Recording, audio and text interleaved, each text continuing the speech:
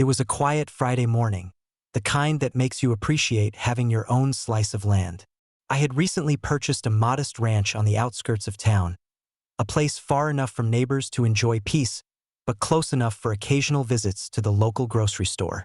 I had spent months cultivating the property, letting wildflowers grow in certain areas, planting a few trees, and leaving large portions open for grazing and natural beauty. My ranch wasn't crowded or manicured. It was intentionally empty, a blank canvas of serenity. That peace, however, was about to be interrupted in the most ridiculous way. The trouble began when a woman from the nearby HOA, whom everyone in the neighborhood called Karen, decided to pay me an unannounced visit.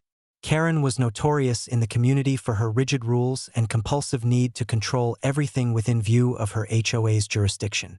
She drove up in her oversized RV, which looked like it could house a small family comfortably, and immediately parked it on the edge of my property without asking. "Your ranch is far too empty," Karen announced, stepping out of the RV like she owned the place. "It's an eyesore. I'm just going to park here for a while until you figure out what to do with it." I blinked. Then I blinked again. Did she just announce she was going to use my land because she thought it was empty? "Excuse me," I said carefully, approaching her. "You do realize this is private property, right? I own this land." Karen waved her hand dismissively, like I was invisible. "Oh, come on. You don't need all this space sitting empty. The HOA has standards. I'm just helping you improve the property's appearance." At this point, I could see the absurdity of the situation unfolding, but I tried to remain calm. After all, I didn't want to escalate things unnecessarily. "Karen, this is my ranch. You do not have permission to park here," I said firmly. "Please move your RV immediately." Karen laughed, a sound that was equal parts condescending and smug. "I'm just trying to help. You'll thank me later. This land needs life activity. You're wasting potential." I had to take a step back. I couldn't believe someone had the audacity to lecture me about my own property. I was a patient person, but this was beyond all reason. As I prepared to call the sheriff to remove her, Karen suddenly stiffened. "Are you threatening me?" she asked, narrowing her eyes. "I could call the HOA board and we could." Before she could finish, I smiled wryly and said, "Actually, I'm a sheriff myself. I have full authority to enforce the law on my property." Her jaw dropped. The confident, self-righteous energy evaporated instantly. Suddenly, the woman who had been so certain of her moral and bureaucratic superiority looked like she'd just seen a ghost. "Oh, I didn't realize," she stammered, clearly scrambling for a way to save face.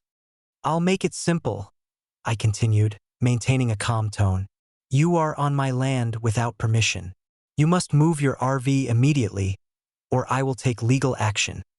Karen mumbled something about misunderstandings and neighborly intentions as she quickly climbed back into her RV. The engine roared to life, and she sped off, leaving a cloud of dust behind her.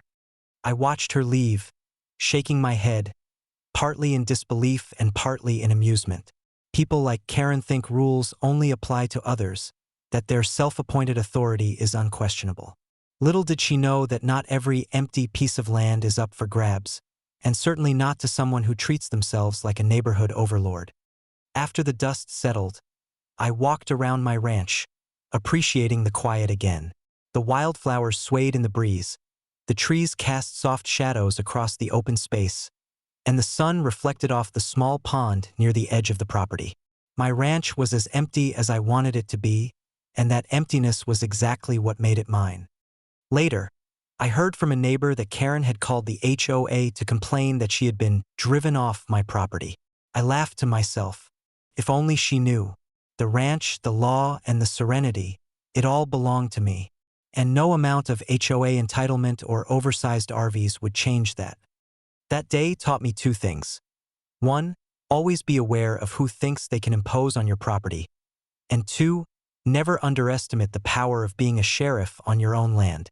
Karen learned it the hard way, and my ranch remained exactly the way I wanted it. Peaceful, empty, and unquestionably mine.